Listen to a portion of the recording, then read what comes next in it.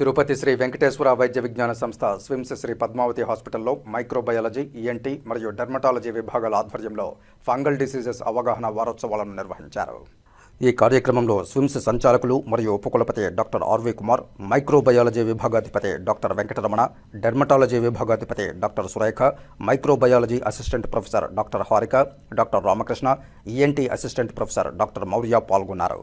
స్విమ్స్ సంచాలకులు మరియు ఉపకులపతి డాక్టర్ ఆర్వి కుమార్ మాట్లాడుతూ మైక్రోబయాలజీ, ఈఎన్టీ మరియు డెర్మటాలజీ విభాగాల ఆధ్వర్యంలో ఫంగల్ డిసీజెస్ అవగాహన వారోత్సవాలను స్విమ్స్లో సెప్టెంబర్ 15వ తేదీ నుండి 19వ తేదీ వరకు నిర్వహించడం జరుగుతుందని, ఫంగస్ వ్యాధి ముఖ్యంగా చర్మం లేదా గోర్లను ప్రభావితం చేసేవిగా ఉంటాయని, రక్త ప్రసరణ సరిగా లేక డయాబెటీస్ ఉంటే ముఖ్యంగా తీవ్రమైన ఇన్ఫెక్షన్ వచ్చే ప్రమాదం ఎక్కువగా ఉంటుందని, వీలైనంత త్వరగా డాక్టర్ను సంప్రదించాలని, వ్యాధిని నయం చేసుకోవాలని తెలిపారు.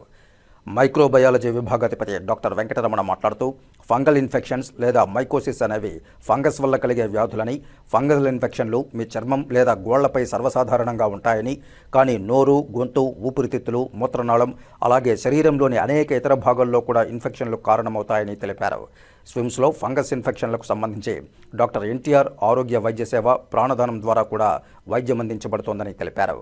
అలాగే డెర్మటాలజీ విభాగాధిపతి డాక్టర్ సురేఖ మాట్లాడుతూ ఫంగల్ ఇన్ఫెక్షన్ వల్ల వచ్చే ఏదైనా వ్యాధి లేదా పరిస్థితి అని, ఫంగస్ సాధారణంగా చర్మం, జుట్టు, గోళ్లు లేదా శ్లేష్మ పొరలను ప్రభావితం చేస్తాయని, ఎవరికైనా బలహీనమైన రోగనిరోధక శక్తి ఉంటే ఫంగల్ ఇన్ఫెక్షన్ ఎక్కువగా వచ్చే ప్రమాదం ఉంటుందని, అందువల్ల వీలైనంత త్వరగా డాక్టర్లను సంప్రదించాలని కోరారు. ఫంగల్ డిసీజ్ అవగాహన వారోత్సవాలను పురస్కరించుకుని పేషెంట్ల కోసం ఫంగస్ వ్యాధి ఎలా వ్యాప్తి చెందుతుంది, దీనివల్ల జరిగే నష్టాలను పవర్ పాయింట్ ప్రజెంటేషన్ ద్వారా వివరించారు. ఈ కార్యక్రమంలో మైక్రోబయాలజీ, ఈఎన్టీ మరియు డెర్మటాలజీ విభాగాల వైద్యులు, విద్యార్థులు, పేషెంట్లు, సిబ్బంది తదితరులు పాల్గొన్నారు.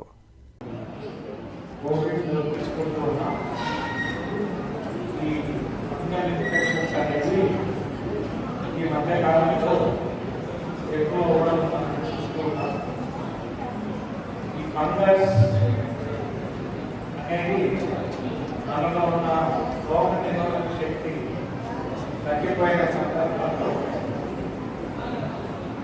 డయాబెటీస్ ఉన్న వాళ్ళలో కానీ, లేకపోతే రకాల మందులు తీసుకుంటున్న వాళ్ళు, స్టీరాయిడ్స్ మందులు తీసుకుంటున్న వాళ్ళు, అలాగే యాంటీబయాటిక్స్ ఎక్కువగా వాడే వాళ్ళలో కానీ, ఇలా కొంతమందిలో ఈ ఫంగల్ డిసీజెస్ పెరగడం చూసుకుంటాం.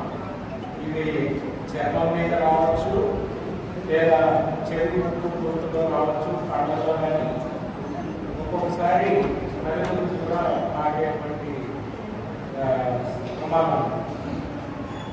ఒకప్పుడు ఫంగల్ ఇన్ఫెక్షన్ వస్తే అది మరణ శాస్త్రంలాగా ఉండేది, కానీ ఇప్పుడు దాన్ని లేకగా ఉన్నట్టే గుర్తించినట్లయితే మంచి మందులతో పూర్తి ఆరోగ్యం చేకూరేటువంటి అవకాశం ఉంది.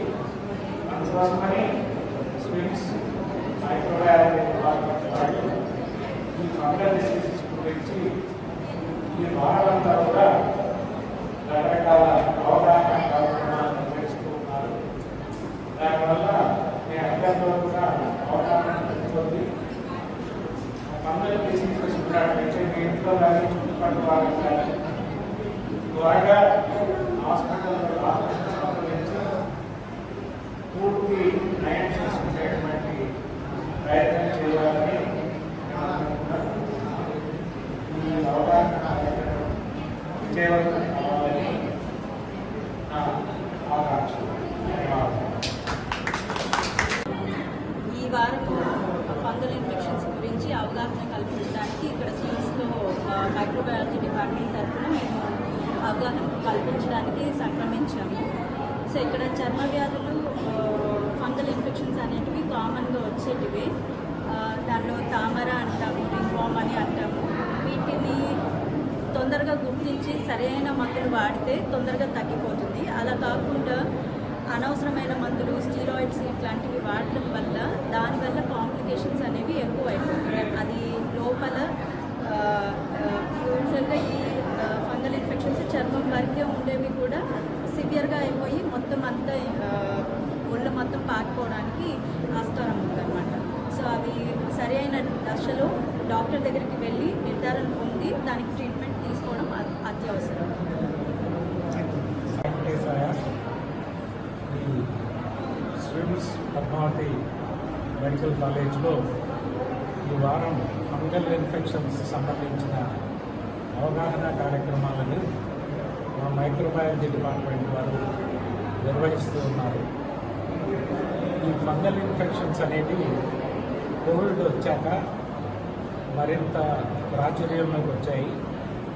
ఇవి మామూలుగా మనలో రోగనిరోధక శక్తి తగ్గిపోయినప్పుడు, అంటే డయాబెటీస్ పేషెంట్లో కానీ, ఈ స్టీరాయిడ్స్ లాంటి మందులు వాడుతున్న పేషెంట్లో కానీ, తర్వాత ఎక్కువ యాంటీబయాటిక్స్ దురుపయోగం చేసుకున్న సందర్భంలో కానీ ఈ ఫంగల్ ఇన్ఫెక్షన్స్ అనేవి రావడం జరుగుతుంది.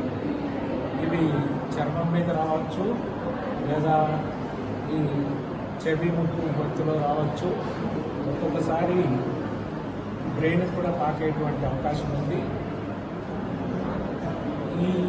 ఒకప్పుడు ఈ ఫంగల్ డిసీజెస్ అంటూ వస్తే అది మరణ శాసనం లాగా ఉండేది.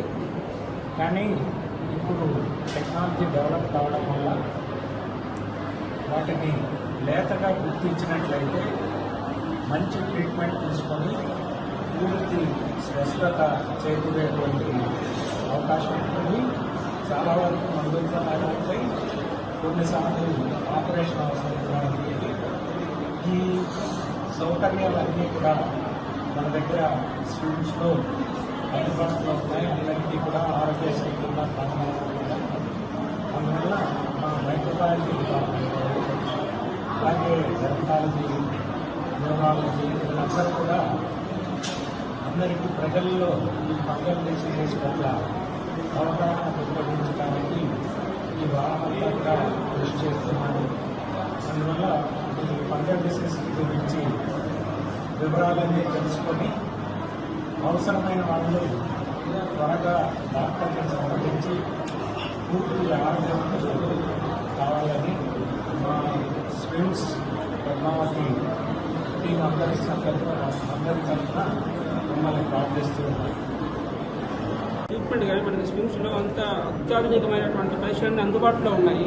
కావున దీన్ని ప్రజలందరూ కూడా ఉపయోగించుకొని మన నిర్ధారణ పరీక్షలు కానీ, ట్రీట్మెంట్ కానీ మన ఆరోగ్యశ్రీ కింద కానీ, తర్వాత ప్రమాదాల కింద కూడా చేసుకోవచ్చు.